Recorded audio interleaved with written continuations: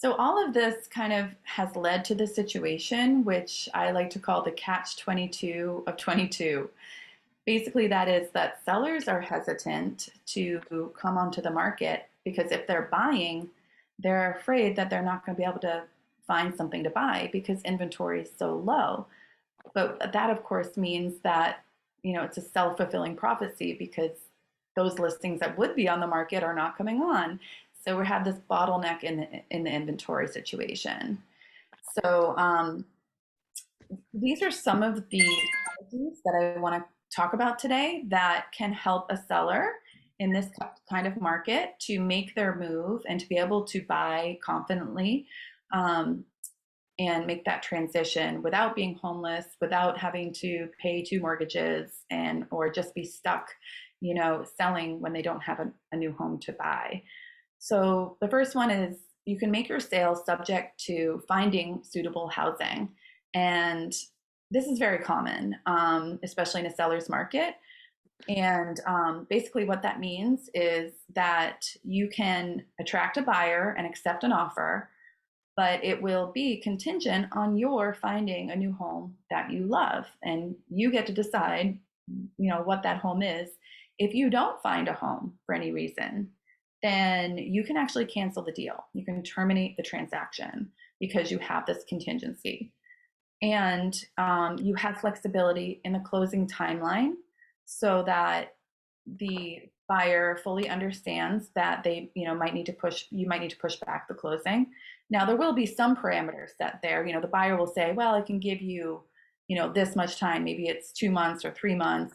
I've seen up to 6 months, but they'll have, some end date on there, but basically you'll have a lot more flexibility. And again, you can actually cancel the deal if you don't find something. So you're really in the driver's seat.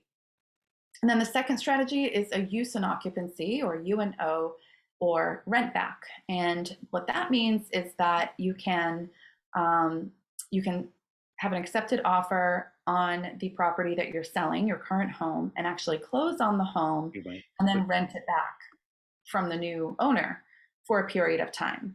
And typically that would be anywhere from like a week to 2 months. And then there would be a market rent determined.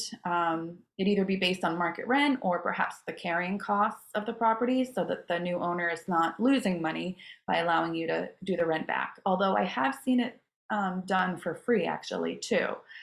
It all depends, it's negotiable. So I highly recommend this strategy for anyone actually who's buying and selling, or should I say selling and buying, because you never ever want to have two closings on the same day or back to back. It's just not a good idea, trust me, because there are quite often delays. If a buyer's getting financing, for example, there could be, a few days of delays just for logistical underwriting purposes.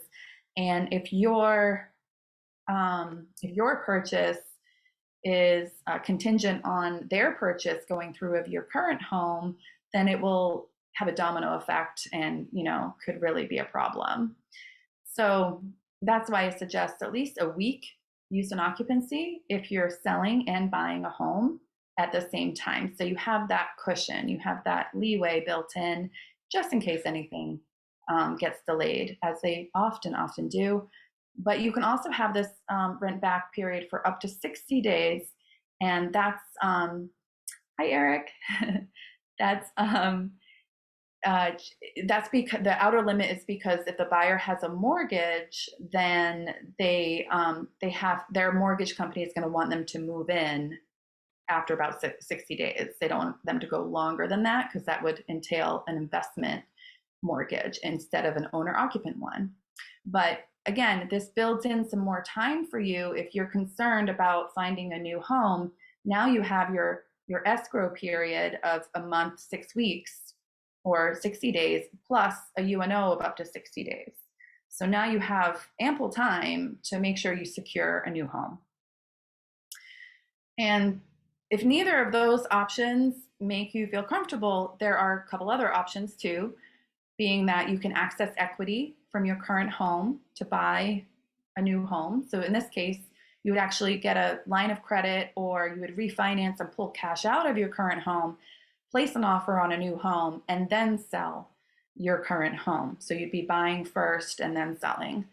And then the other option here is a bridge loan, which is similar in that you have a mortgage company give you a loan to bridge the gap. So you, again, can buy first and then you just pay off the bridge loan once you sell your current home.